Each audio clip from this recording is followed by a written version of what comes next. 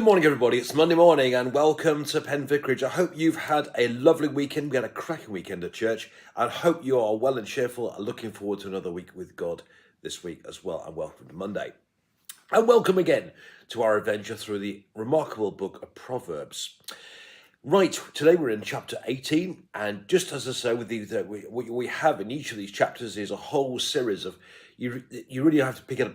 You have to sort of pick it apart a verse at a time. It's like if there are 28 verses or something, there are 28 different sermons in here, so you have to kind of pick and choose. But anyway, here we go. Proverbs and chapter 18. The one who lives alone is self-indulgent, showing contempt for all who have sound judgment. A fool takes no pleasure in understanding, but only in expressing personal opinion. When wickedness comes, contempt also comes, and with the dishonor comes disgrace. The words of the mouth are deep waters. The fountain of wisdom is a gushing stream. It's not right to be partial to the guilty, or to subvert the innocent in judgment. A fool's lips bring strife, and a fool's mouth invites flogging. The mouths of fools are their ruin, and their lips a snare to themselves. The words of a whisperer are like delicious morsels. They go down to the innermost parts of the body.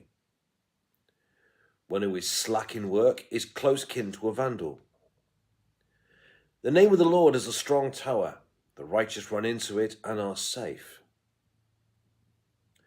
The wealth of the rich is their strong city. In their imagination, it is like a high wall. Before destruction, one's heart is haughty, but humility goes before honor. If one gives answer before hearing, it is folly and shame. The human spirit will endure sickness, but a broken spirit who can bear? An intelligent mind acquires knowledge, and the ear of the wise seeks knowledge. A gift opens doors, it gives access to the great. The one who first states a case seems right, until the other comes and cross-examines. Casting the lot puts an end to disputes and decides between powerful contenders. An ally offended is stronger than a city. Such quarrelling is like the bars of a castle. From the fruit of the mouth, one's stomach is satisfied. The yield of the lips brings satisfaction. Death and life are in the power of the tongue, and those who love it will eat its fruits. He who finds a wife finds a good thing and obtains favor from the Lord. The poor use entreaties, but the rich answer roughly. Some friends play at friendship, but a true friend sticks closer than one's nearest kin. And this is the word of the Lord. Thanks be to God.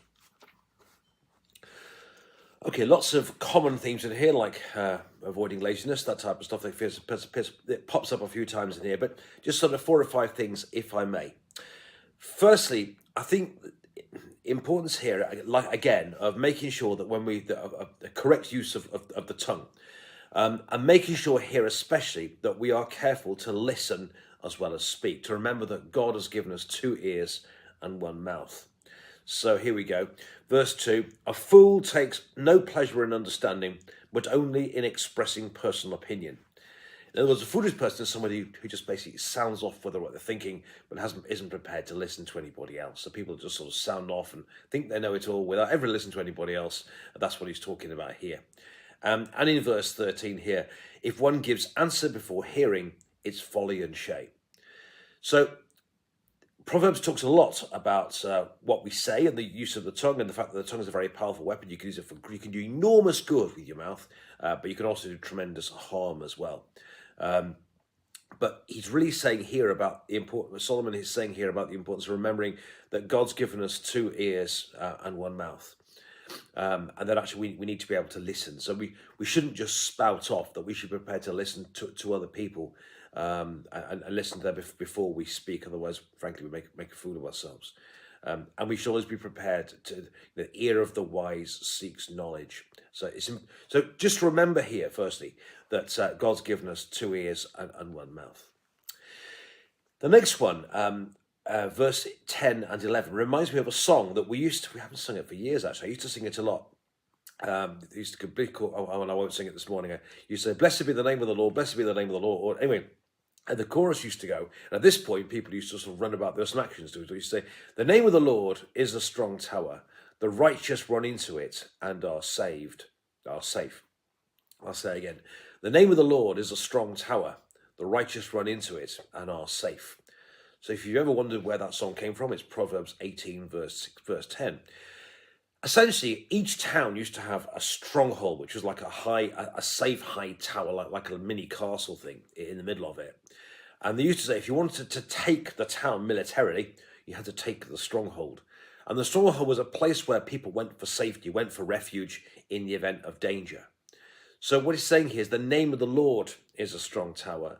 The righteous run into it and are safe. So for us who are Christians, for those of us who believe in God, the name of the Lord is our strong tower.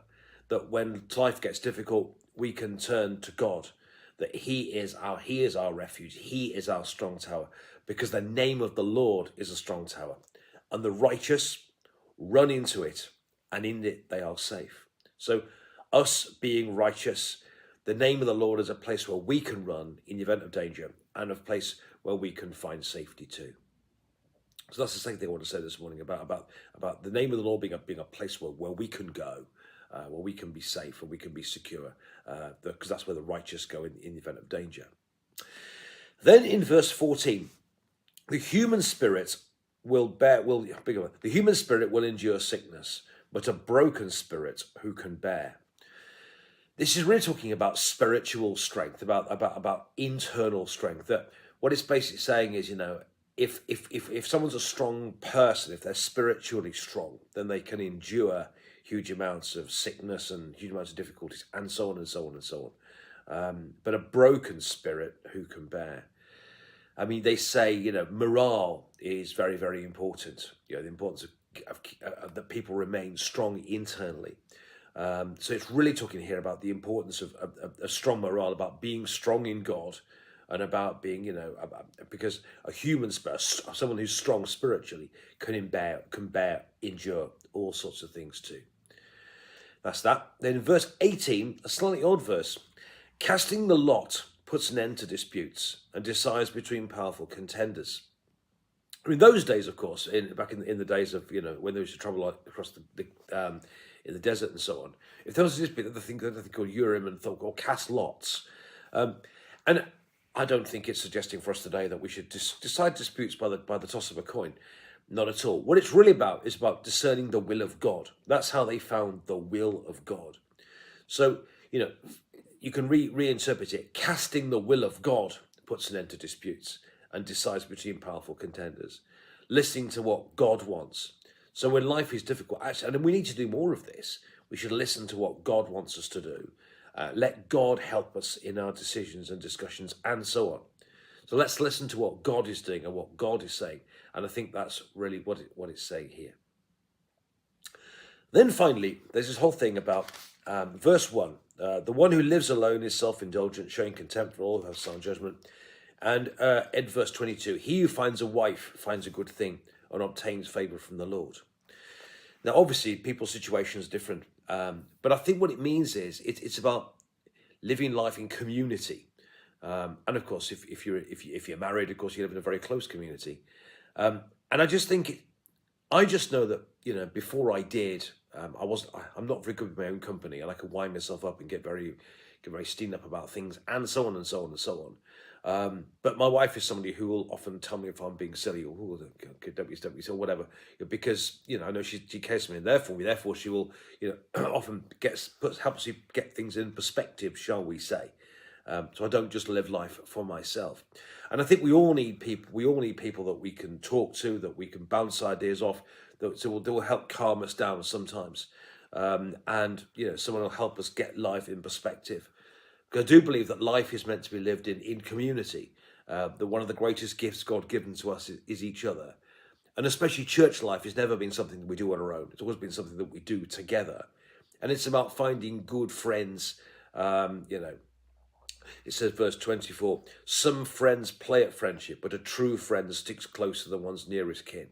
So it's about the importance of friendship, about having people that we can bounce ideas off, and we can live and walk the Christian walk together. That's never been something we do on our own. I always say there are no Rambos for Jesus. That's something we do together. And life in community, however we work that out, is very, very important to us, and keeps us on the straight and narrow in our walk with God. So lots to think about this morning. Firstly, the importance of making sure we're reminding ourselves that God's given us 2 ears and 1 mouth. Secondly, the importance of remembering that the name of the Lord is a strong tower, and that's where we can go to get safety. Then verse 14, the importance of good morale, about being spiritually strong. If we're spiritually strong, we can endure all sorts of things as well. Then in verse 18, about discerning God's will and let God's will just decide things for us. And then finally, this thing about living life together with good friends, living life as a Christian community, helping each other, keeping each other on the straight and narrow, and being to each other one of the greatest gifts God's given to us. Friends, I hope you found that helpful.